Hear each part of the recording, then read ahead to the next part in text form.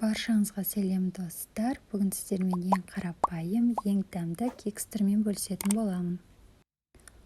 Ол үшін жұмыртқаларымызды жарып аламыз. Менің 2 жұмыртқамда егіз болып шықты.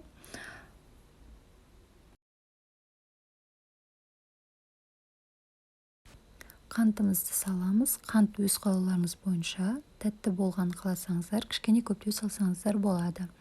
Енді қант ерігенше араластырамыз.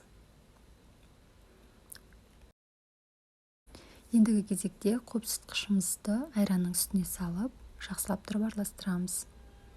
Сосын кішкене қойып қоямыз. Енді майонезімізді жұмыртқамыздың үстіне салып аламыз. 2 қасық. Майонезімізді салып алсақ, оның үстіне айранды салып, сосын сұйық майымызды саламыз. Керегінше орех салсаңыздар болады. Мен кішкене ғана салдым.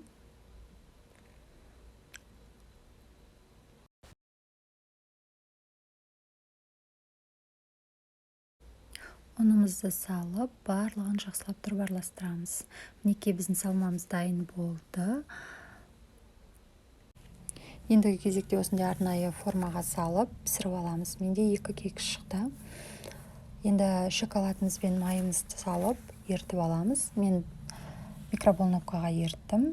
Мінекей дайын болған шоколадты осылай піскен кексімізге құйып алдым. Мінекей өте дәмді әрі нәзік болып шықты. Барлықтарыңызға жасап көруге кеңес беремін. Ұнаған болса каналыма тіркеліп, лайк басуды ұмытпаңыздар. Алда көптеген рецепттермен бөлісетін боламын.